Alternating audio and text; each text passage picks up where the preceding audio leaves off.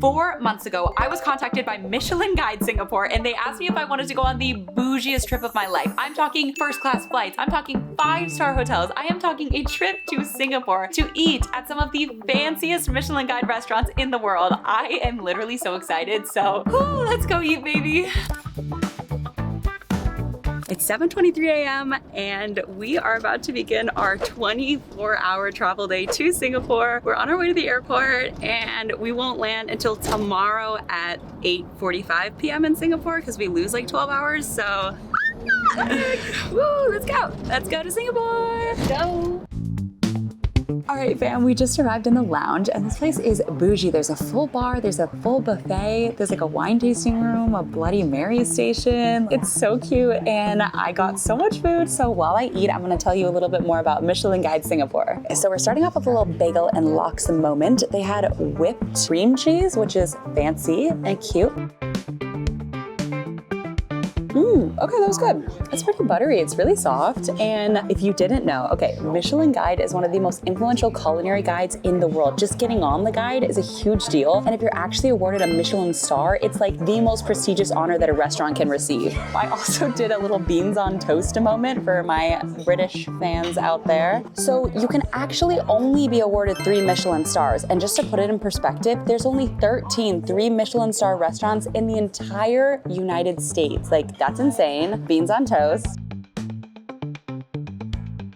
They're good. The thing about beans on toast is that the beans are so sweet and like with the heat from the hot sauce and like the saltiness from the bacon, it's actually really good. You just have to try it, okay? But yeah, it's very rare that a restaurant actually wins 3 Michelin stars and it's very impressive. And yeah, just getting 1 Michelin star is a huge deal. So I'm really excited to try some of these Michelin star restaurants.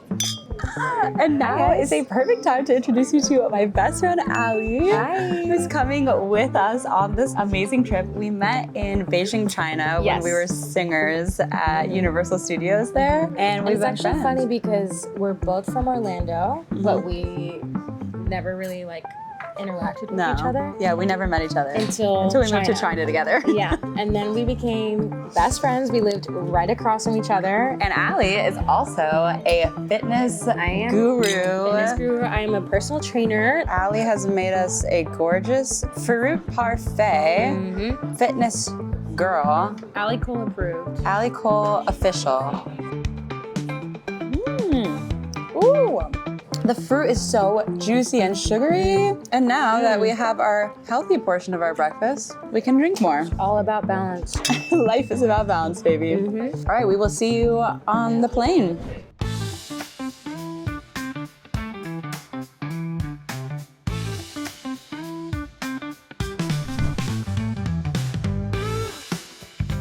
All right, we are on our business class flight. It has been amazing so far. The staff here is literally incredible and they start us with a meal. Started with burrata with roasted sweet peppers, anchovies, and olives. Yeah, it looks really fire. Honestly, anchovies are like fishy in a good way, if that makes sense. Like they're salty, they taste like the sea, but like in a very refreshing, like, I don't know, really buttery almost. And a little bit more about Michelin Guide while I eat. So competition to get on the Michelin Guide is so intense that the inspectors have to complete their inspections in complete secrecy. So they travel around the world and they do these inspections completely confidentially so that it ensures fairness and so that they can evaluate what the restaurant is actually like for most people who go there. I think that is so cool. They're like secret agents who like travel around the world and just like eat food and decide if it's good or not. Like that's actually like such a cool job. So I got the lamb shank Rogan Josh with chili peppers, saffron rice, fried okra, and toasted pistachios. It looks incredible and it smells so good, like so rich and tomatoey. It melts in my mouth and it's got this heat, this depth of flavor. It is so savory. Some of it's a little fatty, but like in a good way, like it's just buttery.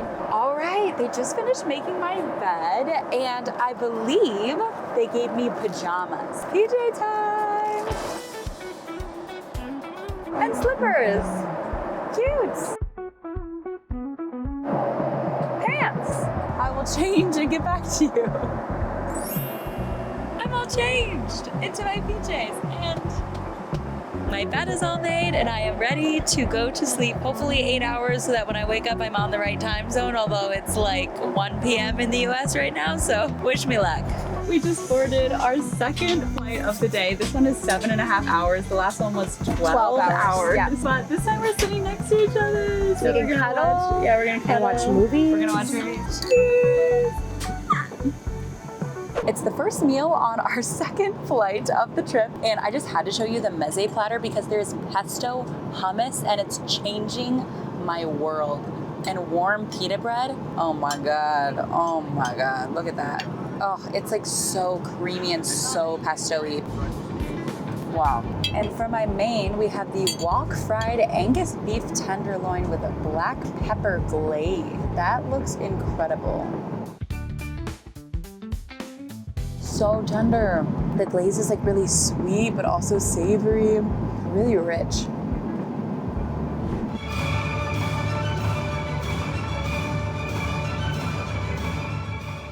Fam, we finally made it to Singapore. It is almost 1 a.m., but hey, that means it's 1 p.m. in New York, so I'm wide awake, and we're staying at the Park Royal Collection, which is Singapore's first garden in a hotel, okay? It's home to Southeast Asia's largest indoor skylit atrium, which is insane looking. There's over 2,400 plants and trees. There's 60 different varieties of flora, okay? They've also got a full mineral water pool, a rooftop urban farm, like 6 different dining options. We have lounge access. This is like a 5-star hotel to the max. I don't know if I've ever seen a hotel like this before in my life. It is pretty incredible. So we're really excited. And even though it's 1 p.m. back home, we are gonna try to get some sleep because tomorrow we eat. Good morning, my loves. It is our first full day in Singapore, and before we head to our first eatery, I have one more Michelin fact. So, Michelin Guide uses 5 criteria to assess a restaurant: mastery of technique, quality of ingredients, chef's personality, consistency, and value for money. And speaking of value for money, the first ever street food stall to earn a Michelin star was in Singapore, so it only makes sense that the first food we'll be trying is street food. In Singapore, street food is basically a national pastime, okay? So they have all of these street vendors that gather in these huge open air complexes called hawker centers. And today we are heading to the Amoy Street Food Center, which is home to the most Michelin Bib Gourmand designated stalls in the city. I am so excited. Let's go eat some Michelin rated street food. All right, next up we went to Noodle Story, which is a noodle shop that's been on the Michelin Guide since it first started in Singapore in 2016.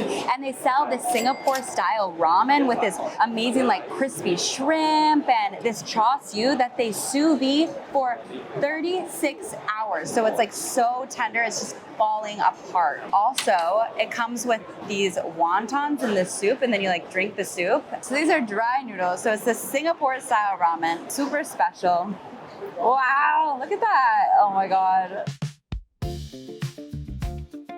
That is so savory, but it has this sweetness too. The pork literally melts in your mouth. That's insane. It's got this amazing like kind of caramelized egg action going on. And then this is called no huang. I'm really terrible at pronouncing it, but it's like super crispy. I don't even know what it is, but let's try it. That's amazing. Ooh. Some sort of meat. It's like really soft inside, but yeah, super crispy on the outside. And then I got some crispy shrimp with it. Oh my God, that literally melts in your mouth. That's insane. Try the soup first and then wonton. Salty. Ooh, it has like a little bit of a hint of spice too. These wontons look incredible. I wish you guys could taste this. Like the noodle just like melts in your mouth. It's so soft. This fish stew spot is the newest stall on the Michelin Guide. They're famous, and I mean famous. Like there's literally always a line. It wraps around the entire hawker center, but it is totally worth it because they give you so much fish. They do not skimp on the portions. It's flaky, it's buttery, it's boiled fresh every day for 5 hours. And this entire bowl only costs $7.40. So it's like super cheap as well. We're about to see why people wait hours in line for fish stew. Oh my God, that melts in your mouth. That's crazy. It's so good. So this fish is called batang. And yeah, it's this just super flaky, super tender, just like dissolves in your mouth. Next up on the list is this famous crispy curry puff spot, and it's a Michelin star famous for these curry puffs. It's been run by a husband and wife duo since 2007, and they've got a bunch of different flavors: black pepper, chicken, sweet taro, chili sardine. These super crispy, flaky curry puffs. I think that's gotta be the curry one. Oh my God. It's like the perfect amount of heat. Because it's not too spicy, but it's got that warm flavor, and then like the butteriness from the puff section of it is delicious. Taro. It's got that amazing like vanilla-y flavor. Perfect dessert because it's not too sweet. Next up. That is so good. I think this is the black pepper one. So savory. It just literally melts in your mouth too. And last but not least, it's gotta be the sardine. That's a really good jus though. It's not fishy.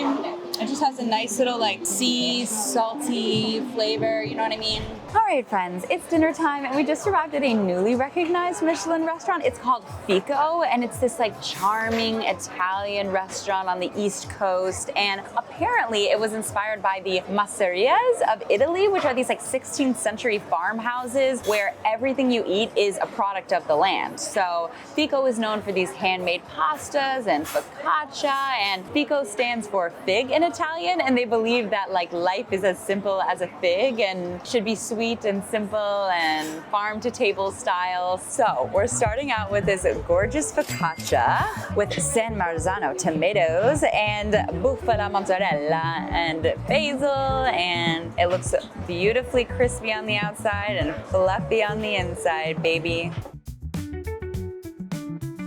It's very light. Like it's not too oily or too sweet. It's kind of almost like refreshing. The tomatoes have a lot of flavor. The tomatoes are like really rich and sweet. This first pasta is the denti dal drago with white ragu, rosemary, and thyme. And it looks like thick and like perfectly al dente. It's so garlicky. I love rosemary too. And the ragu is super tender, and it's like thick in the best way. Really cheesy too. Next up, we've got this gorgeous cacio e pepe that he made in a cheese wheel of pecorino right in front of us. He was really sweet too. You have to order it like in a serving this big if you get it in the wheel. So duh, we got in the wheel. That is decadent, like so rich. And the black pepper like cuts through the cheesiness and gives it a little like zing. Addictively creamy. That one's my favorite. Good morning, loves. Okay, it is a new day, and today is actually the day that the new Michelin stars of Singapore will be officially announced. So Michelin stars are awarded twice a year during star sessions, which bring together the guide's editor-in-chief, the inspectors, and the international director of the Michelin Guide. And the decision has to be unanimous. So if one person doesn't think that the restaurant deserves a star, they don't get it. It's a very exciting, it's very dramatic, and one of the restaurants we're going to today for dinner has actually been awarded its very first Michelin star today. It's very exciting. There were only 4 Michelin stars awarded in Singapore today, so it's big news, and we're gonna be some of the first people to try it out, and I'm very excited. First, we're going to Path, which is a really cool restaurant. It's very new to the Michelin Guide, but yeah, let's go eat some Michelin food. Okay, and for lunch, we have just arrived at Path, which offers a unique culinary experience by combining East Asian flavors with French finesse. So it's like Asian food, but with French cooking styles, which honestly sounds incredible. And actually, their chef competed in the Culinary World Cup in 2022, and his team won 2 gold medals. So if that tells you anything, this place is gonna be amazing. Yeah, I'm so excited. We have an 8-course menu, and it looks fantastic. So let's eat. Started with all of these amazing looking canapes. Like the plating is just insane. This is rojaimo, which is like inspired by like the Chinese burger. So yeah, it was really buttery, and the meat is like juicy. And that's just like the canapes. We have 8 courses coming, you guys. Get ready. This is my friend Steph. It's her birthday. Happy birthday! Thank you. Cheers. It's like a green tea jelly. It's Jell-O explosion. That is strong. It tastes like perfume. Very floral. Our next course is here. It is called Heritage, and it's sea cucumber, whelk, and tuber, and a bunch of other cool-looking veggies. And then the sauce is made out of sake and pumpkin seed oil. But it is beautiful. It looks like something out of The Little Mermaid. So cute. Ariel would love this. There's some sea creatures in there. It's very refreshing, it's very light, it's very pretty. Yeah. Course number 2, and it is Singapore caviar, and it's like Hainanese sauce with pandan and spinach and I don't know, but it looks good. So this is like their take on chicken rice. So it's rice on the inside, caviar on top, of course, because we're a Michelin, baby. That was my favorite thing so far. It was like really like salty. It tasted like the sea, but in a good way, very fresh, very savory. It's got that like chicken rice savoriness. That's delicious. This next dish is the Shanghainese hairy crab roe. So it's a brown crab, soy curd, and uni, which is sea urchin if you've never had it. And apparently there's like chili oil, so it's gonna be spicy. And you eat it like bread and butter, she said. So you just basically just like spread some on top. This actually looks really fire. That heat builds. Whoa, that is like a flavor explosion. And with the sharpness from the uni and like the richness from the crab and like the creamy sauce and then the buttery bread and it's got like this crispiness, that's my new favorite. Our next course fell apart, but it's this dragon head fish, tempura fried with like mala spices on top. And he said they leave the bone in for texture, so that's fun. I love the texture of bones. So it's got this like peanutty spice on top that is freaking delicious. And the bones, listen, they do actually have a nice texture. It basically just adds crunch if you think about it. And it's very lightly fried. It's like delicate, but wow, it's like such a complex dish. That's the thing about Michelin food. It's so complex. It's like, it makes you think about the food you're eating in like a really cool way. So this is our last appetizer before the main course. It's abalone with a passion fruit caviar on top and this like long grain rice that looks like kind of like a sweet sauce. It's got like a chewiness, but it's very satisfying. Like it's warm, it's a little sweet, it's very like comforting. So this is the 15 days dry aged duck, and they use the body of the duck, which is like sometimes wasted. And so they're all about sustainability and no waste here. It's also beautiful. She made a salad for us right at the table. Like it's a lot of work they put into this. Ooh, wow, look, it's so juicy. It has this sweetness to it. Wow, it's very rich. So this is the non-wasted part. This is part of the duck body and they didn't want to waste it. Oh, it's like a crispy like wonton-like vibe. It's so rich. And that flavor, that like deep fried, like delicate crispiness. So our first dessert, which is a palate cleanser, is this persimmon, which has been over-ripened and then peeled and then frozen. So it's almost a natural sorbet. And then this little calamansi that you squeeze over it to kind of balance the sweetness of the persimmon. Juicy. But it somehow isn't too sweet. Wow, that's really interesting. It's almost like a little bit grainy because it's overripe, but it's still kind of like a satisfying texture. Okay, we're almost done. And this is our main dessert. It's sesame prepared in a bunch of different ways with like a little tuile thing on top. So pretty. Oh, black sesame is so good. It's one of my favorite desserts. It's just like so nutty and like unique. We have made it to the end. And what a beautiful ending it is. So this is a raspberry sorbet, a red date sorbet, and a white chocolate coating. Chili, but good. And a little Madeleine, so cute. Anyway, this meal was a journey. And that's what it should be.